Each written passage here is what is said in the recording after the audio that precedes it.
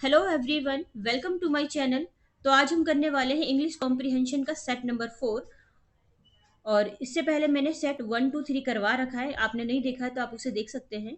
Start कर लेते हैं अपने इस कॉम्प्रिहेंशन को। देखो, ये जो हमारा कॉम्प्रिहेंशन है ये आया हुआ है एसएससी CHSL टीयर 2 में आया हुआ है 18/11/2024 में। ज़्यादा पुराना नहीं है, ठीक है।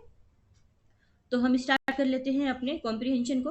तो देखो, हमारा जो कॉम्प्रिहेंशन है, लीना वॉज, क्या हो रहा है ये, एक minute. Lena was an avid explorer. देखो, यहाँ पे कोई लीना है, लीना। और यहाँ पे क्या है कि वो एविड एक्सप्लोरर थी। एविड क्या होता है? तो एविड का मतलब होता है किसी चीज को लेकर, या अपने किसी चीज को लेकर एंथुजियास्टिक होना। जो भी उनका जो काम है उसको लेकर बहुत ज्यादा उत्साही होना, उसके बारे में जानना, ठीक है। तो वो जो क्या थी, वो एविड एक्सप्लोरर थी। उसको अच्छा लगता था, उसकी एक तरह से ये हॉबी थी किसी चीज को जानने की। She had a deep fascination for the mysteries hidden with in the dense forest.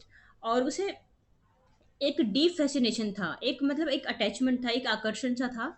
जो वो मिस्ट्री, जो हिडन मिस्ट्रीज होती है ना, जो भी डेंस फॉरेस्ट में क्या मतलब, जो डेंस फॉरेस्ट है, जो घने जंगल होते हैं, उसमें क्या मिस्ट्रीज छुपी हुई है, उसको जानना उसे बहुत अच्छा लगता था, ठीक है।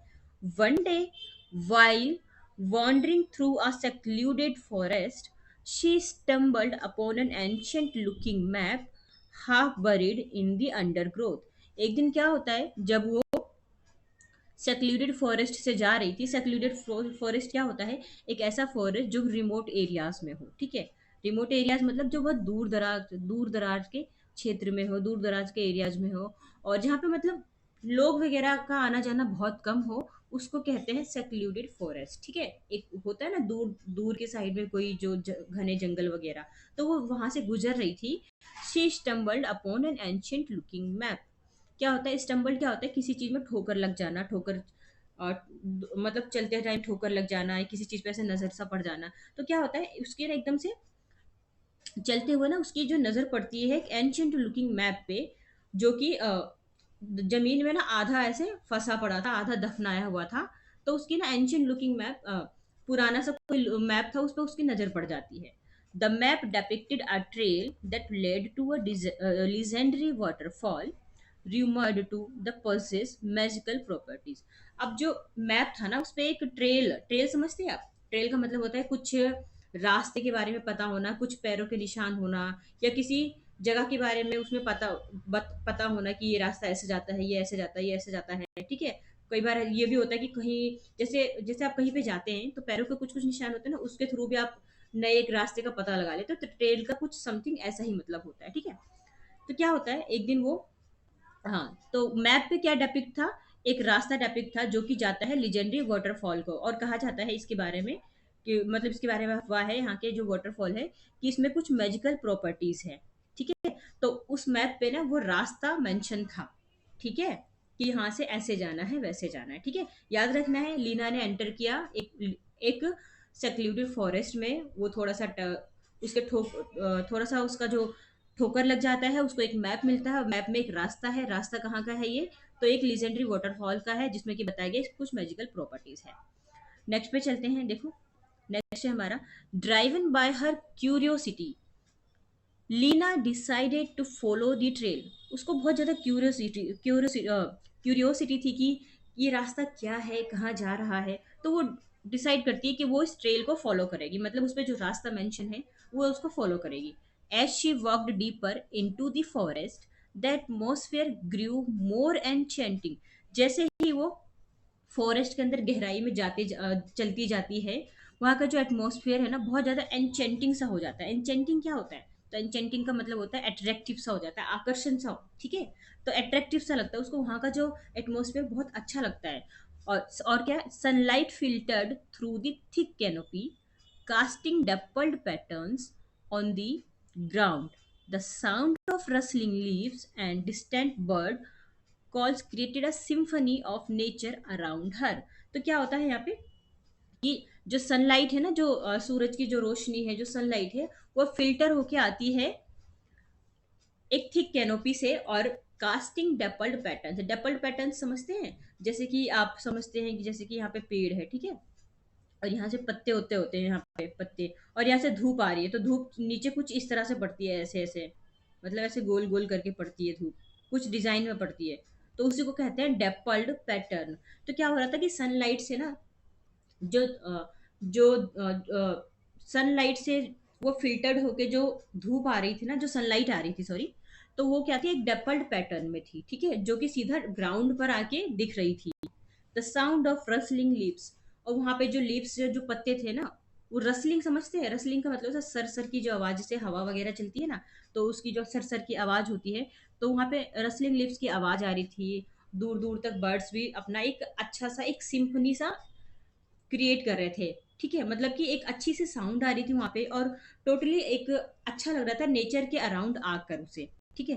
क्योंकि वहाँ पे सारी चीज़ें, मतलब ये डेप्पल्ड पैटर्न्स दिख रहे हैं, साउंड रसलिंग लीव्स है, पत्ते की सर-सर की आवाज़ आ रही है, बर्ड्स है, चिरअप कर रहे हैं, तो उसको एक नेचर के साथ बहुत अच्छा फ़ील आ रहा था, ठीक है? नेक्स्ट पे चलते हैं, नेक्स्ट पे चलते हैं। तो देखो यहाँ पे क्या है, गाइडेड बाय, एक minute, guided by the map's marking, Lena navigated through the challenging terrains and crossed a narrow rope bridge suspended over a crystal clear stream।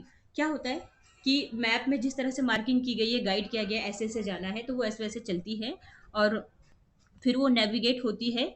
एक वहाँ पे चैलेंजिंग टेरेंस, मतलब कुछ प्लेसेस वगैरह आते हैं जहाँ से वो आती है, फिर उसको वो क्रॉस, और फिर उसके बाद आगे चल के वो क्रॉस करती है एक नैरो रॉक ब्रिज को, ठीक है? और नैरो रॉक ब्रिज क्रॉस करती है ना, तो उसको एक क्रिस्टल क्लियर स्ट्रीम दिखता है। स्ट्रीम समझते हैं? धारा, जो पानी की जो धारा होती है ना, तो उसको बिल्कुल क्रिस्टल क्लियर दिखता है। मतलब क्रिस्टल क्लियर समझते हैं? क्रिस्टल क्लियर का मतलब होता है बिल्कुल ट्रांसपेरेंट, बिल्कुल परफेक्टली कोई चीज़ का दिखना, ठीक है? ट्रांसपेरेंट दिखना, और इसका मतलब ये भी होता है कि कोई चीज़ जो ईज़ी टू अंडरस्टैंड हो। मतलब कोई चीज़ें जो हमें बिल्कुल क्लियरली दिख रही है, ईज़िली हम उसको अंडरस्टैंड कर सकते हैं। ये वर्ड इंपॉर्टेंट है, इसलिए मैं आपको इतने सारे मीनिंग बता रही हूँ उसके। क्रिस्टल क्लियर, ठीक है? तो उसको क्या होता है कि वहाँ की जो स्ट्रीम है ना, उस ब्रिज को क्रॉस करने के बाद उसको बिल्कुल क्रिस्टल क्लियर दिखती है। Finally, after hours of journey, Lena arrived at the foot of the legendary waterfall. Finally, इतने घंटों की जर्नी के बाद क्या होता है कि लीना जो है ना, वो पहुंच जाती है लीजेंडरी वाटरफॉल के पास। जिस वाटरफॉल के बारे में सुना था ना, कुछ र्यूमर था कि वाटरफॉल में कुछ मैजिकल प्रॉपर्टीज है, वो वहां पहुंच गई है अब, ठीक है? It its cascading waters sparkled like diamonds in the sunlight, and a gentle mist enveloped the surrounding।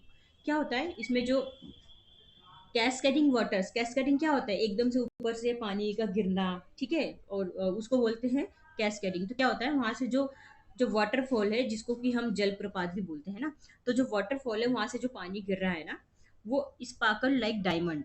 तो वो ऐसे स्पार्कल कर रहा है जैसे कि डायमंड, और ऊपर से सनलाइट भी है, तो सनलाइट में वो वैसा कैसा दिख रहा है, वो जो पानी है वो डायमंड्स की तरह दिख रहा है, ठीक है? And a gentle mist envelope the surrounding, और सराउंडिंग में एक छोटा सा मिस्ट, मिस्ट समझते हैं? तो जैसे कि हिंदी में बोलते हैं इसको कुहासा, मतलब जो पानी की थोड़ी थोड़ी बूंदे होती है, आसमान में दिखती है, ठीक है? मतलब हल्की हल्की सी, हम कहते हैं ना आसमान में होता है। फोग मत समझ लेना, फोग अलग होता है, क्योंकि जो फोग होता है वो क्या होता है, वो ग्राउंड को टच करता है। यहाँ पे फोग की बात नहीं हो रही, मिस्ट की बात हो रही है, कि आसमान में छोटे छोटे पानी की बूंदी सी दिखती है। तो मतलब आप एक नेचर को क्या इमेजिन कर पा रहे हैं कि वाटरफॉल है और डायमंड की तरह चमक रहा है, ऊपर से मिस्ट भी है, छोटे छोटे वो पानी की बूंदे हैं, बिल्कुल ये सराउंडेड हो, मतलब ये नेचर पूरा सराउंडेड हो गया है, एक बहुत अच्छा सा व्यू, ऐसे हम समझ सकते हैं, ठीक है?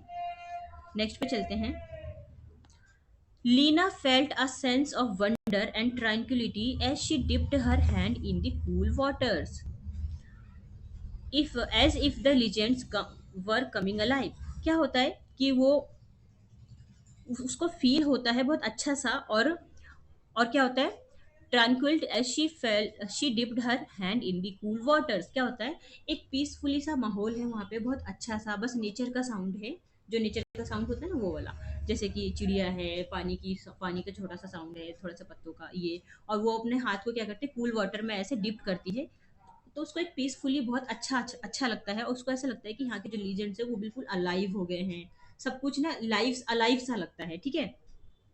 She said by the waterfall captivated bye its beauty, वो क्या करती है, वाटरफॉल के पास वो बैठ जाती है और उसकी ब्यूटी को देखने लग जाती है कि कितना अच्छा ब्यूटी है इसका, वाटरफॉल का, कितनी अच्छी जगह पे वो आ गई, वो ऐसा देखती है, ठीक है।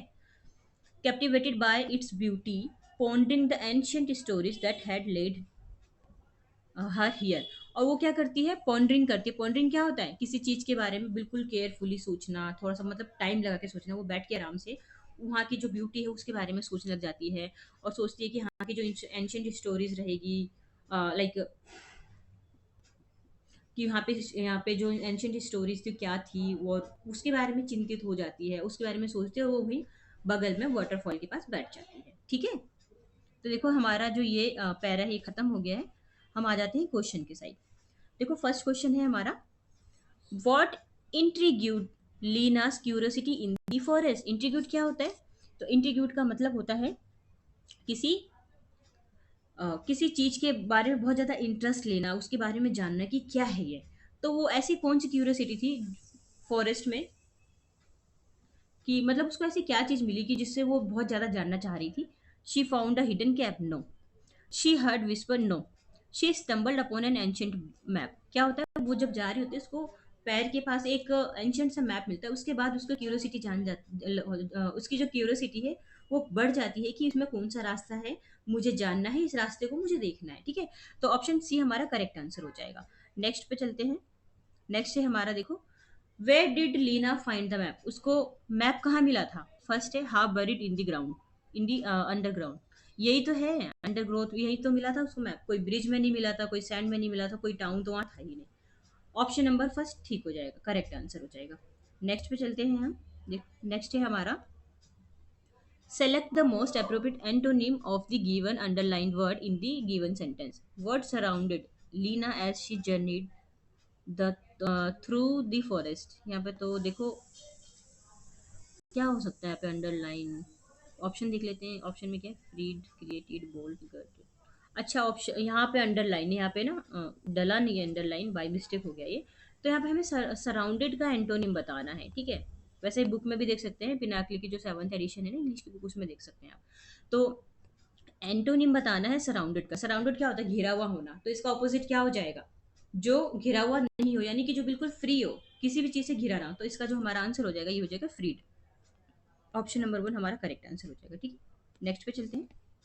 नेक्स्ट है हमारा, ये देखो कितना इंपॉर्टेंट क्वेश्चन आया है, स्पेलिंग वाला। देखो अब तक तो नहीं आता था हमारे कॉम्प्रिहेंशन पैसेज में ये स्पेलिंग का, अब इस देखो स्पेलिंग का कॉम्प्रिहेंशन पैसेज में भी आने लग गया।